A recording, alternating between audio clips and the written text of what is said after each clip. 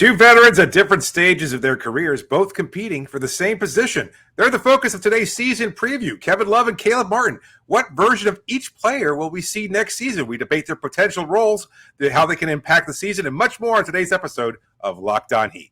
You are Locked On Heat, your daily Miami Heat podcast. Part of the Locked On Podcast Network, your team every day.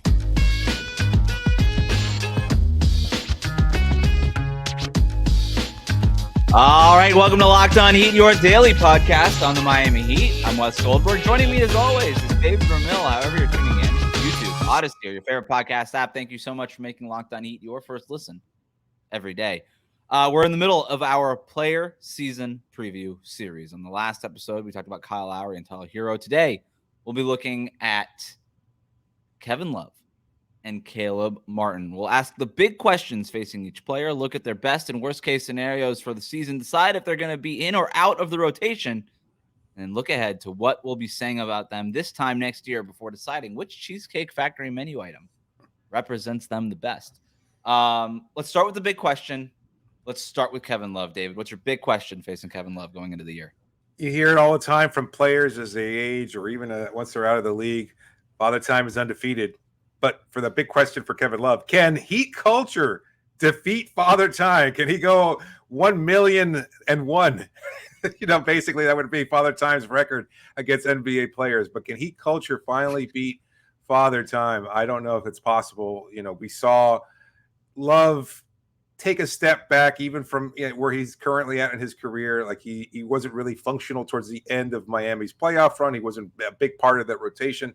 He had some moments here and there, but not nearly enough to be considered an impactful player. And a lot of that comes with the context of having a long playoff run. Like if Miami gets booted out of the play-in tournament against the Chicago Bulls, do we view Kevin Love's tenure in Miami as an overwhelming positive? Probably not. We would see it as a negative, and I think a lot of Heat fans would be clamoring for the team not to re-sign him. But because he was there for this long, protracted run, and because he was an emotional leader, et cetera, we kind of view it through that lens somewhat optimistically.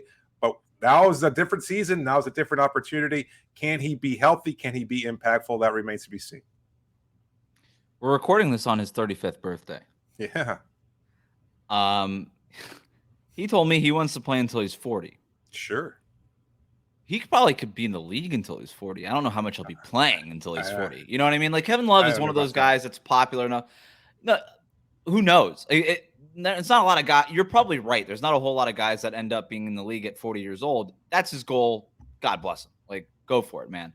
But, and look, he's popular enough. He's well-liked enough. Like, I remember asking Doc Rivers about this when Philadelphia was in Miami and being like, why were you guys going after Kevin Love? And they're like, at the very least, he's a great guy to have in the locker room. And it's not something that people in the outside really understand is like, and you and I have talked about this enough where like just having him in the lot, regardless of what he did on the court. And by the way, he provided a lot more versatility for Miami's roster and things like that down the stretch. And he's a big reason why they got to the finals.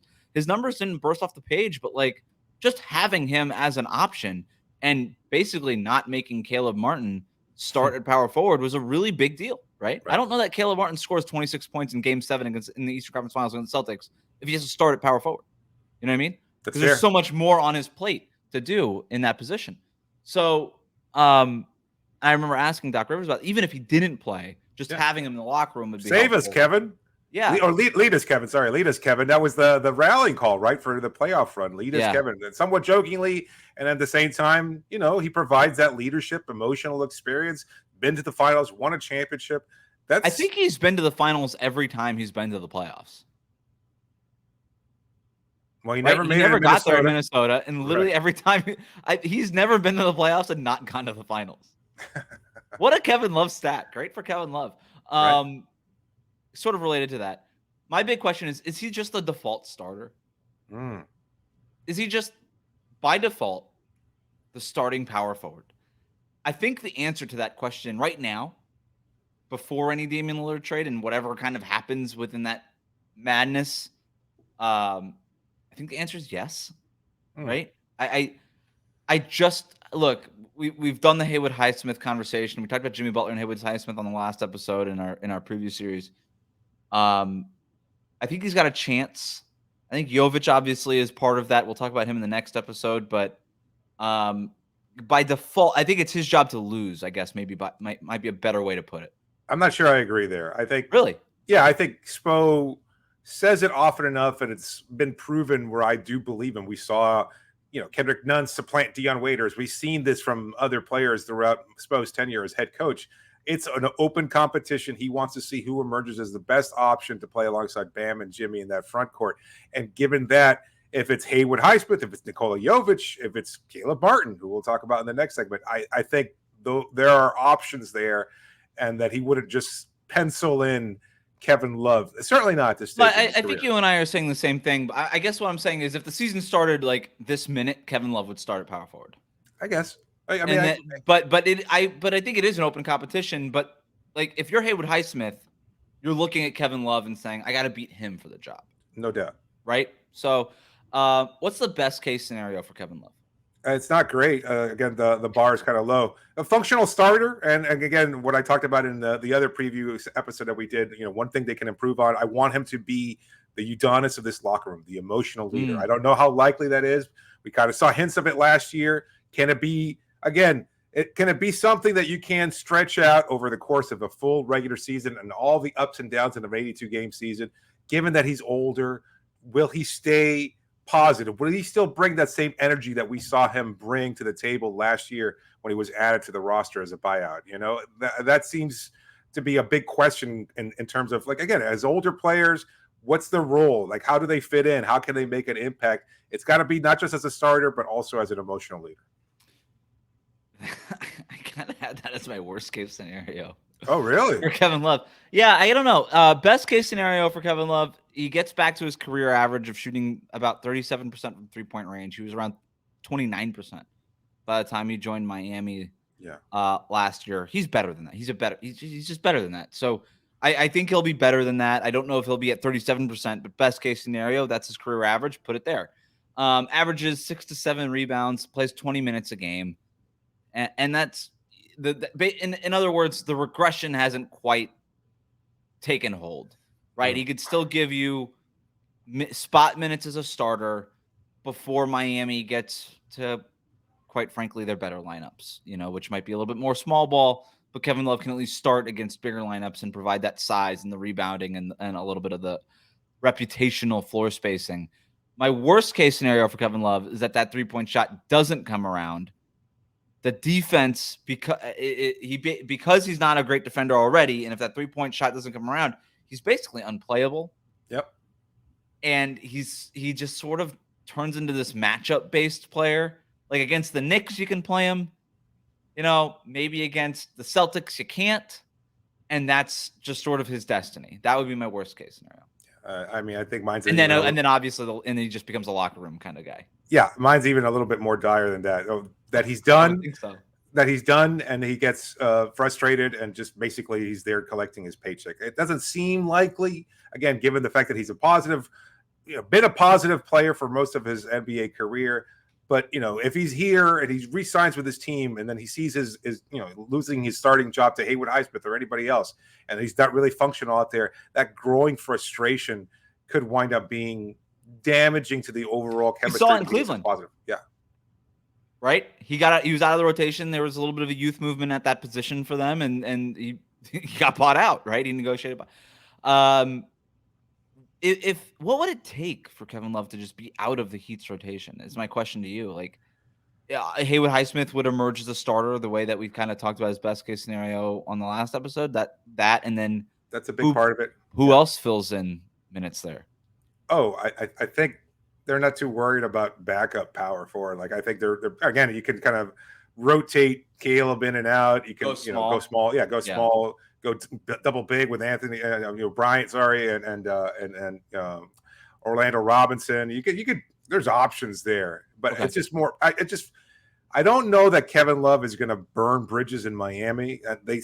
Everybody has spoken so highly of him, but you never know. These things can boil over, and you don't really see it until it happens. And so he's at an important crux in his career. And you wouldn't think so, again, given age 35 and everything he's accomplished. But this is the last pit stop. It's kind of like you're taking a road trip and you kind of see that gas or rest area up ahead, and you're like, no, I can push it to the next one, and it's like you wind up having to go another 50 miles. I don't know if he's in for that next 50 miles. We saw Udonis Haslem kind of go through this, didn't we? Right, where he was sort of this rotational guy by the end of the Big Three era, and then it wasn't. And in the media, I could still play. He would always tell us I could still play, but he wasn't playing. But he didn't make a stink about it. Like the most he ever said was in the media, he was like, I could still play if they need me. And that was it. It was sort of like the stay ready so you don't got to get ready type deal with him. I think if Kevin Love, if this were to happen to him again, this is just, look, I've talked to him. I don't claim to know him well, but I would just think if this happened to him twice, he would just be like, yeah, you know what? Writing's on the wall. We'll see. Yeah. So I don't know that he would make a stink about it, but we'll see what happens. Like it happens quickly, right? In, out, TBD with the rotation. I've got TBD. I think the first one I've get doled out. I just think it's because he's at a weird point now where he's no longer physically able to make that kind of contribution. Can he find other ways to contribute and still be functional? I think so, but that has yet to be determined. I've got him as in. All right. I go back to my big question with him. I think he's the starter by default. I just think he's going to get minutes, but I don't know what the better options are. Maybe one emerges in training camp. Maybe one emerges in the preseason and something happens here. But right now, the way the roster is set and what I know about these players, I think he's the starter.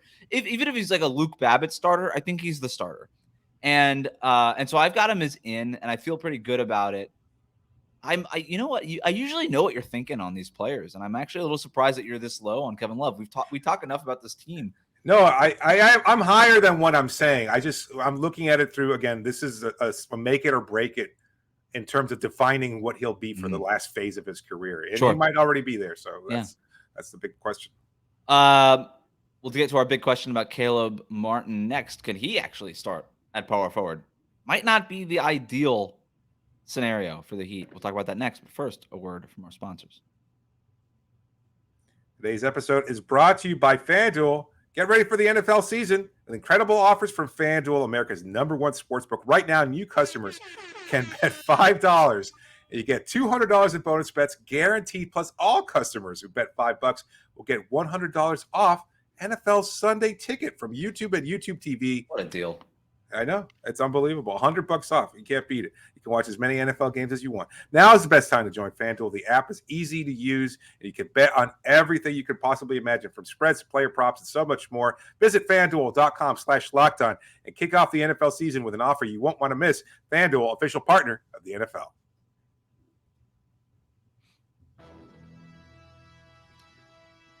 Thanks for making Locked On Heat your first listen every day. Make sure you're subscribed on YouTube and on your favorite podcast app. Make sure to tune in later this week when we talk about the young guys. Nikola Jovic and Jaime Jaquez. Untouchable, the both of them. We're going to talk about whether or not they're untouchable. We're going to talk about that. All right. We're not talking about that now. We're talking about Caleb Martin now. Big question about Caleb Martin. What do you got? Can he keep it going? It's been such a strange career, right? Like 2 years ago, he's out of the league, and nobody would have thought twice about it. I was like, oh, what? Did he have a twin brother at some point? That's what we were saying about Cody Martin, and Caleb would have just been playing in China or something like that, and maybe trying out for a G League team, and who knows? Instead, here he is, and he's having a phenomenal 2-year stint with Miami. What's next? Can he keep it going? Can he keep building off this? Has he plateaued? It's a big question for me. I'm glad you bring that up. I'm going to get into that in my worst case scenario. My big question right now is he going to be forced to start? I guess I'm just like hyper fixated on the who starts at power forward for the Miami Heat. I think the lead. Look, if you were going to kind of create a pole position right now, the way that you would do in a race, Kevin Love would have the #1 spot and Caleb Martin probably would have the #2 spot. And then like you would have Haywood Highsmith, Nikola Jovic, and those would probably be the guys that are sort of back there and maybe they can make some ground. Obviously, this time last year, we were talking about Caleb Martin starting at power forward. We predicted that Caleb Martin would start at power forward. He indeed did start at power forward, and the Heat didn't like it, and we didn't like it. Caleb Martin, quite frankly, didn't like it, right?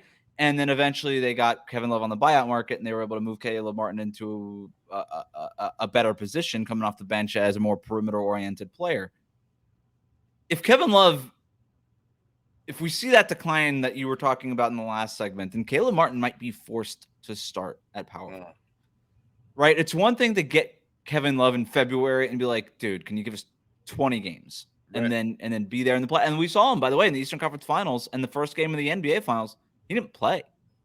Not only did he not start, he didn't play, right? And Caleb Martin kind of reprised that position. But I do wonder whether or not they get into training camp and they look at Kevin Love and what he's at now as a 35-year-old and say, this guy is not ready. This guy can't start for us anymore. This guy was out of the rotation in Cleveland, right? And then he started for Miami in a pinch. I do wonder if Miami's going to be forced to start Caleb Martin.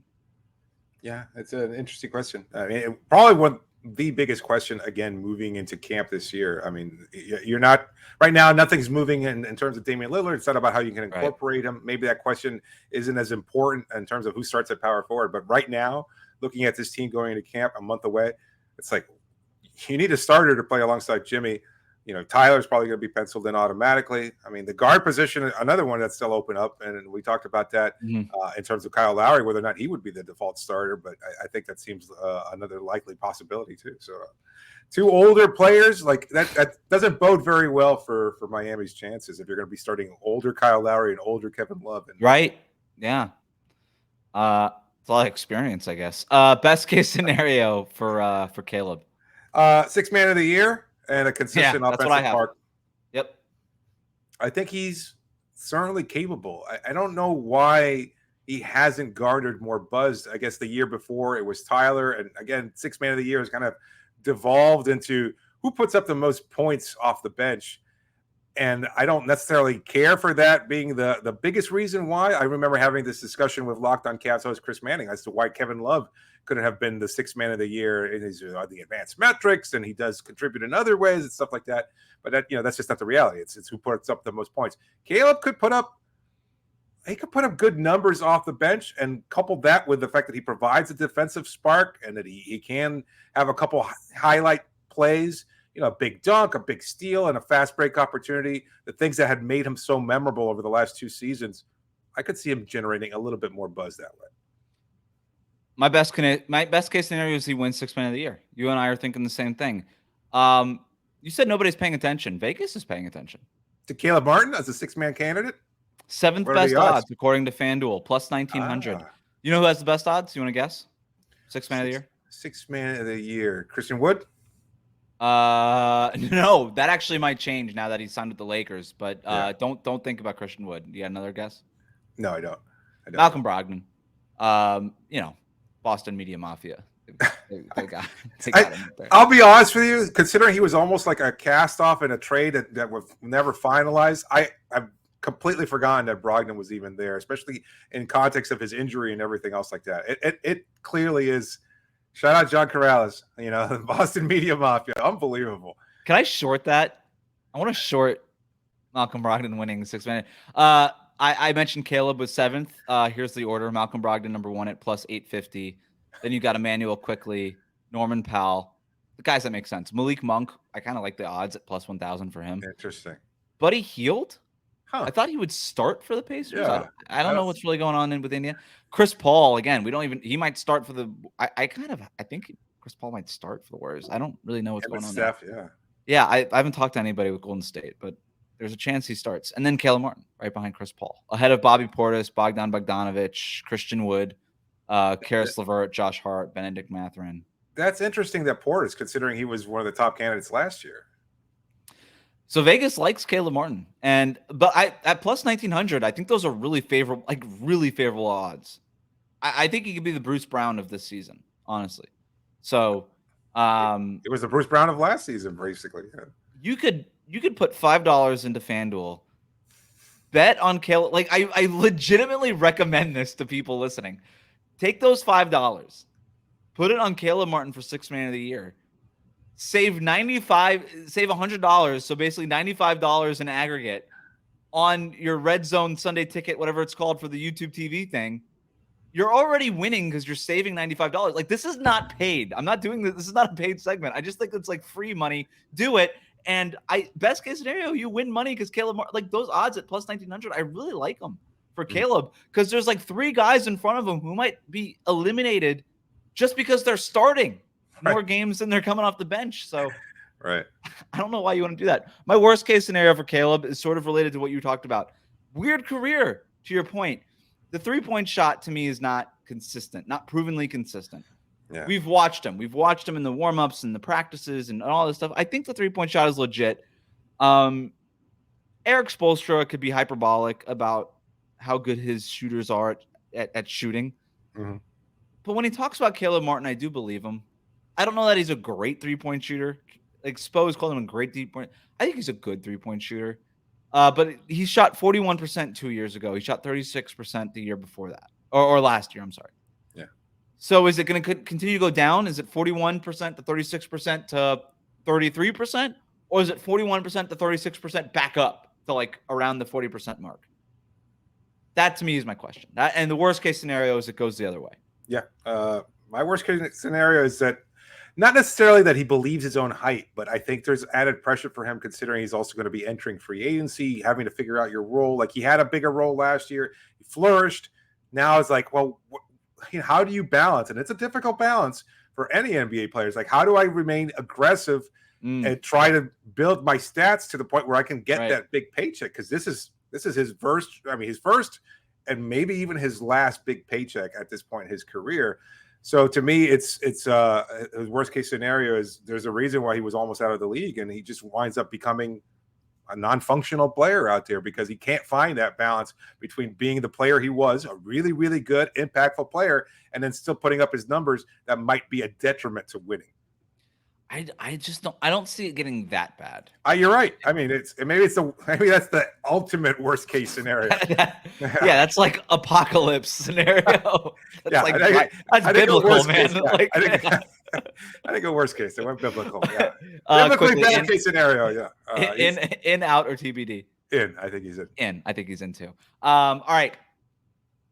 What are we talking about these guys in 2024? Kevin Love, Caleb Martin. Some really interesting stuff. They might not even be on the team this time next year. We're going to talk about that next year on Locked On Heat.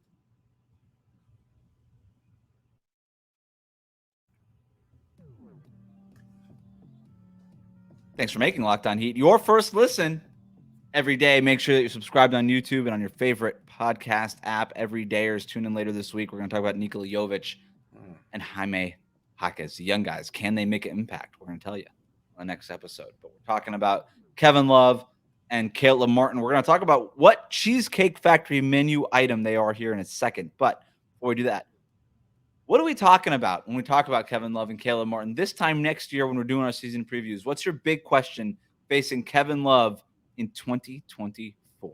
Well, what I'm saying about him is welcome to the coaching staff, Kevin. I can't wait to have him there as a coach. I think I could see him taking that role. He told you, he's spoken to me about it, that he sees coaching as the next phase for him. I don't see why. The loss of Anthony Carter, that position hasn't been filled. I mean, maybe he's brought in there as another guy, and again, provide some of that continuity, a voice in the locker room, somebody that the players feel comfortable talking with and to, and also somebody who feels comfortable getting out there on the floor and showing up these players every once in a while. So, assistant coach Kevin Love, I see in 2024.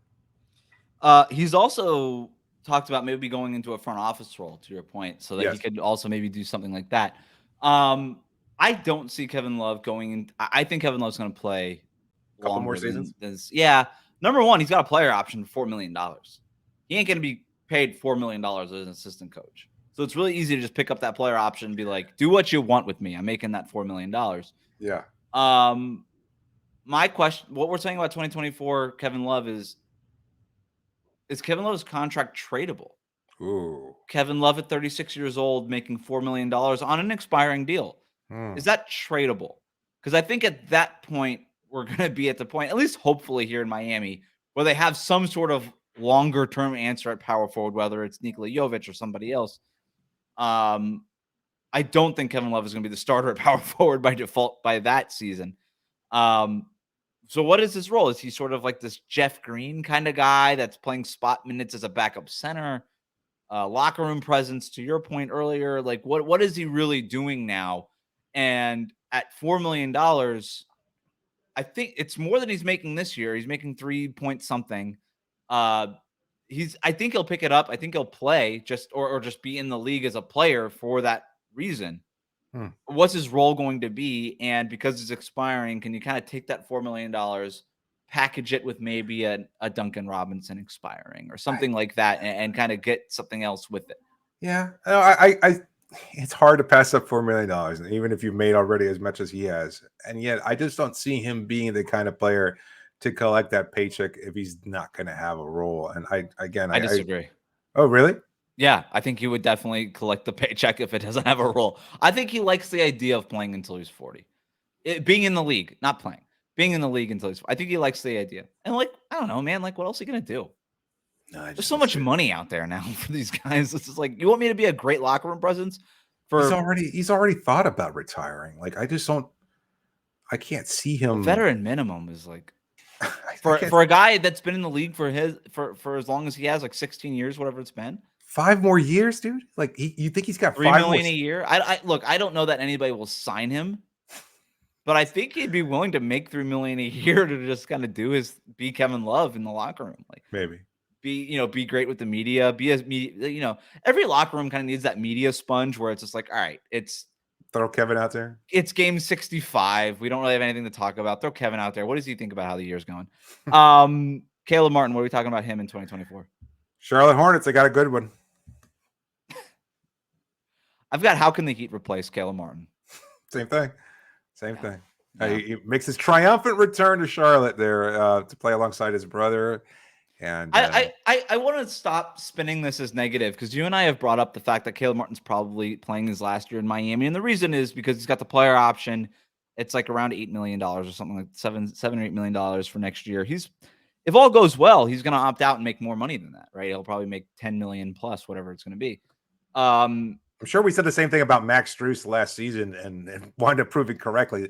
It's not a negative.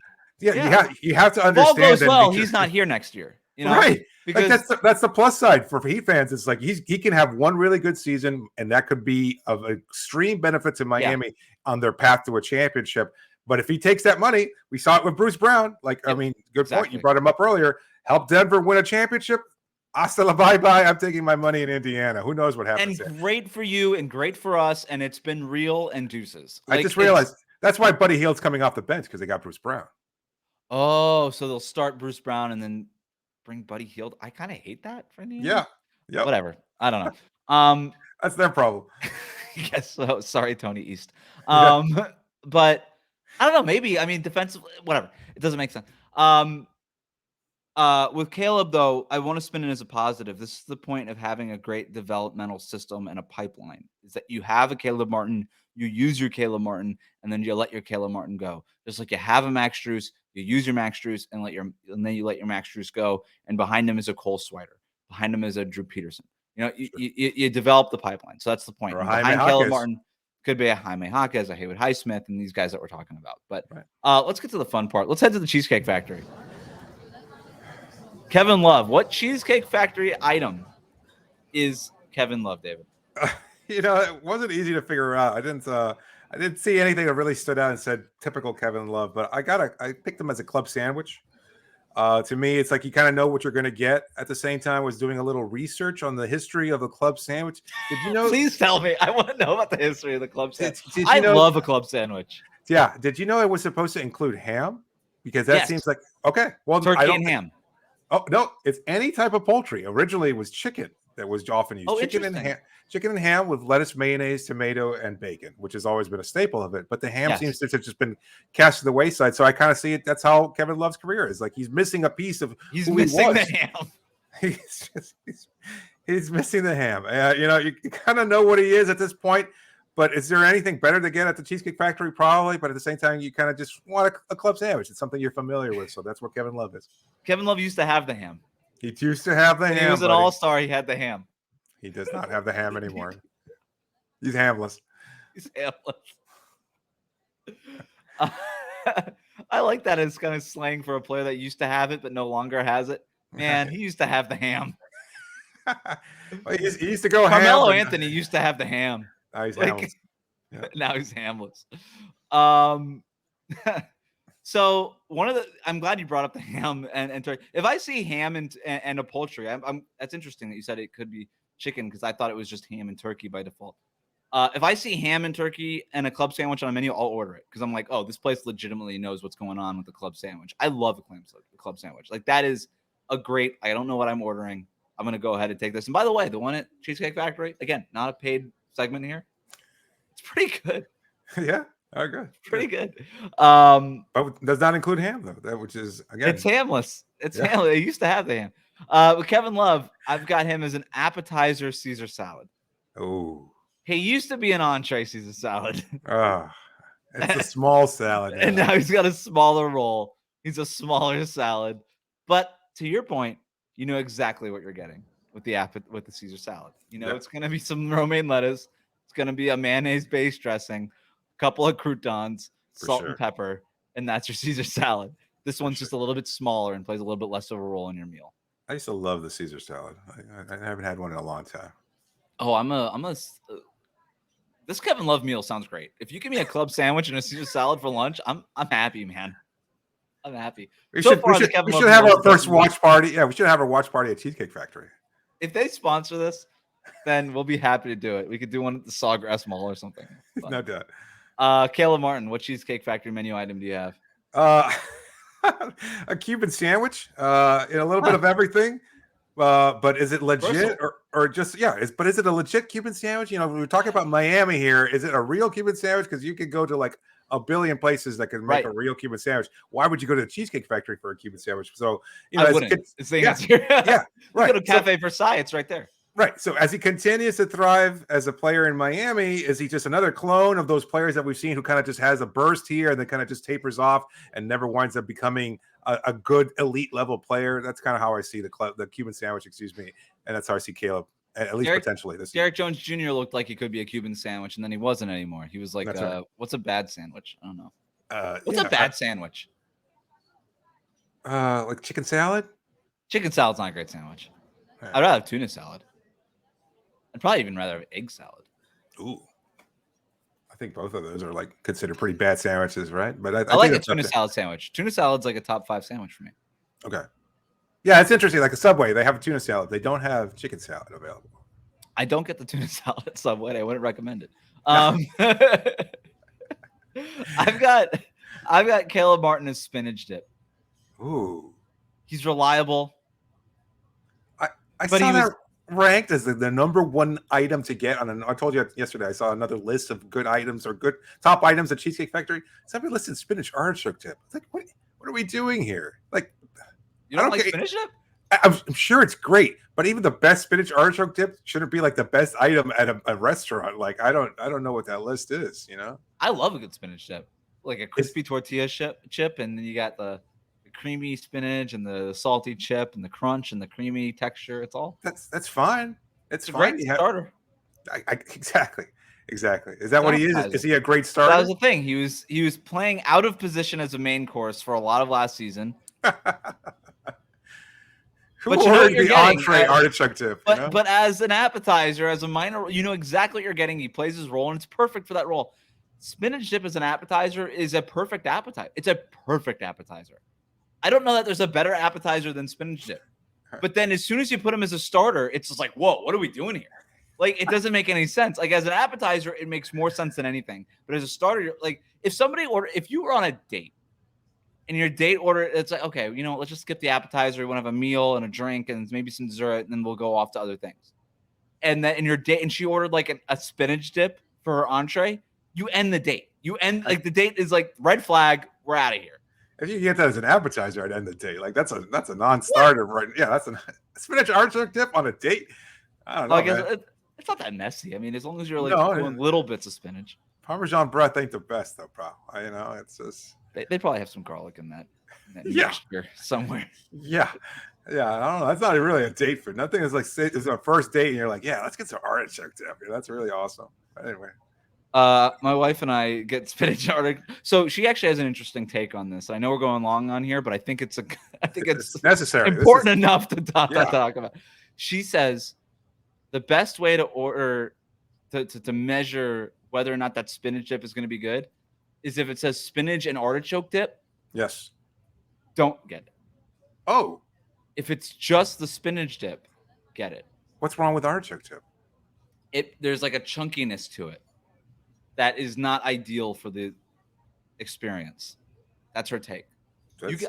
I'm not telling you if I'm pro or con. I'm just telling you that's her take, and that's how I live my life now because I'm married to her. So that's the way it goes. This has artichokes in it, though. It does. The Cheesecake Factory one does. But the name is just hot spinach and cheese dip, which again, even in the name, it just sounds unappetizing. Hot spinach and cheese dip. Hot spinach. Get your hot spinach, yeah. We got your hot spinach. Yeah, if this was a Boston staple, everybody would be talking about hot spinach. That's how I like. I start every morning with hot spinach. Oh my God! If it was in Boston, it would win Defensive Player of the Year.